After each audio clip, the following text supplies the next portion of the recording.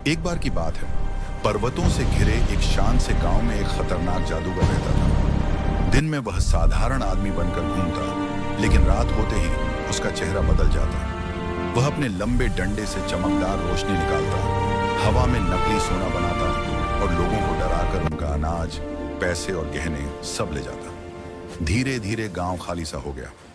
घरों में रोटी कम पड़ने लगी, बच्चों के चेहरे से हंसी गायब हो गई और सबके दिल में डर घर कर गया।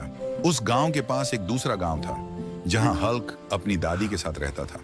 हल्क जितना ताकतवर था, उतना ही सरल और दयालु भी। उसकी दादी हमेशा उसे समझाती थी कि ताकत का इस्तेमाल कभी किसी को डराने के लिए नहीं, बल्कि मदद करने के लिए करना चाहिए। एक दिन वही डरे सहमे गांव वाले हल्क के घर पहुंचे। उनके कपड़े फटे थे, आंखों में आंसू थे।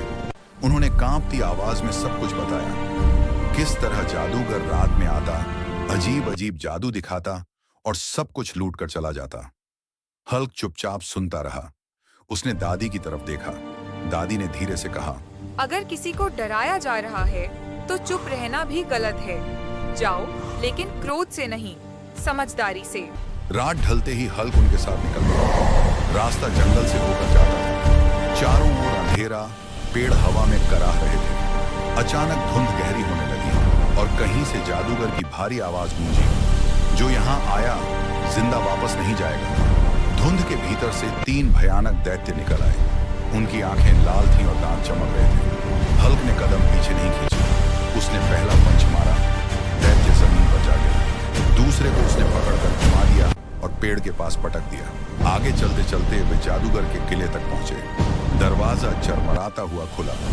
अंदर जादूगर बैठा चमकते सोने के ढेर पर हंस रहा था। हल्क उसके सामने खड़ा हो गया।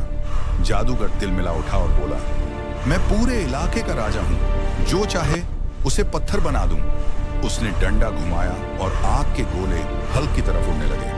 हल्क ने पास पड़ा एक बड़ा पत्थर उठा लिया। आग के गोले उस पर टकराए और बुझ गए। फिर जादूगर ने विशाल ड्रैगन बुला दिया। ड्रैगन ने गरजते हुए आग उठी, लेकिन हल्क भागा नहीं। उसने आगे बढ़कर उसकी पूंछ पकड़ ली, पूरे जोर से घुमाया और जमीन पर पटक दिया। ड्रैगन टूटकर राख बन गया। अब हल्क बिना डरे जादूगर के बिल्कुल पास पहुंच गया। उसकी आवाज शांत थी लेकिन मजबूत। तू ये सब क्यों कर रहा है? जादूगर चिल्लाया। मुझे सोना चाहिए, ताकत चाहिए, सब मुझे झुकना चाहिए। हल्क ने उसका डंडा पकड़ लिया। डंडा कांपा, चरमराया और पल भर में टूट गया। जादूगर की आंखों से डर झलक पड़ा। उसके सारे जादू गायब हो गए। सोना रेत बनकर बिखर गया। किला सूना पड़ गया। जादूगर घुटनों पर गिर पड़ा। उसकी आवाज टूट रही थी, मुझे माफ कर दो, मैं लालच में अंधा हो गया था, मैंने लोगों को बहुत दुख दिया।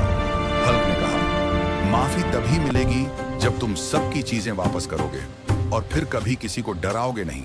शाम को हल्क घर लौटा। दादी दरवाजे पर इंतजार कर रही थी। उन्होंने मुस्कुराते हुए कहा, ताकत वहीं खूबसूरत लगती है जहां उसके साथ इंसाफ और दया हो। हल्क ने आसमान की ओर देखा और चुपचाप मुस्कुराकर बैठ गया। उस रात गांव पहली बार चैन की नींद सोया।